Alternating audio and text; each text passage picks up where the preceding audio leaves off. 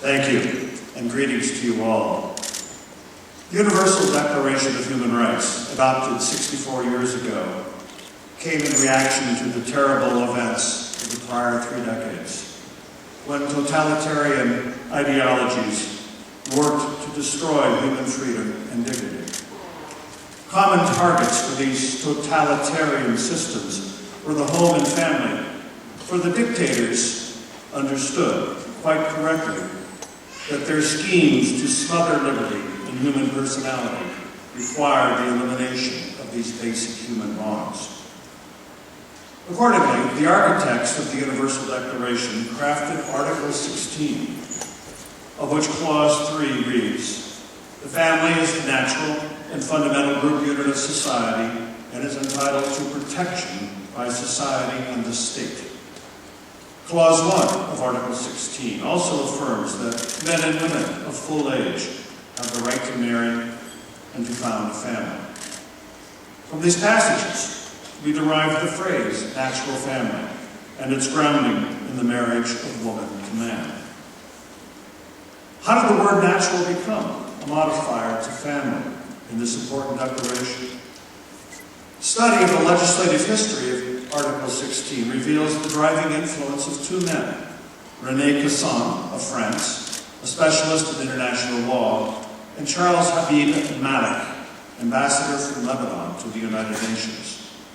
Casson himself was Jewish, Malik a Greek Orthodox Arab.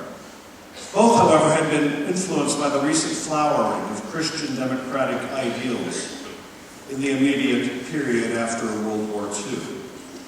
As Carlson has explained, individual rights and liberties must be understood as embedded within social groups and bonds, such as family, household, vocation, city, and nation. Among Malik's tasks at the United Nations is to serve as rapporteur, or secretary, of the Commission on Human Rights. In his minutes covering debate on Article 16, Malik explained his own views on the family, given here in the third person.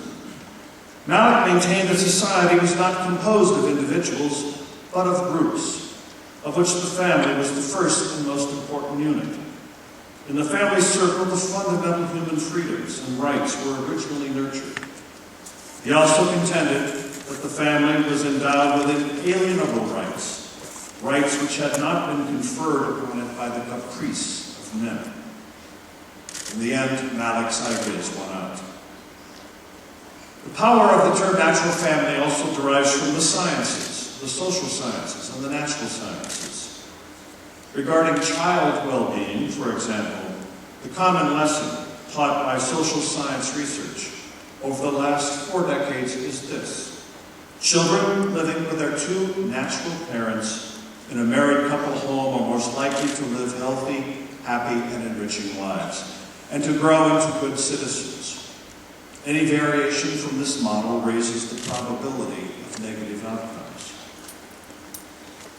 Some might reply that the natural family, defined more completely as the union of a man and a woman through marriage, for sharing love and joy, propagating children, providing their moral education, building a vital home economy, offering security in times of trouble, and binding the generations, that this actually is a religious concept. And in a way, this is true.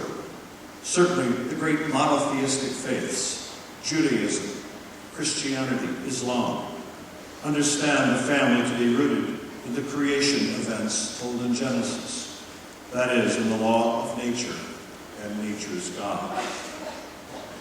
And so, with the affirmations and truths of history, science, and religious faith as guides, I am pleased to declare open this World Congress of Families 6. Thank you for being here.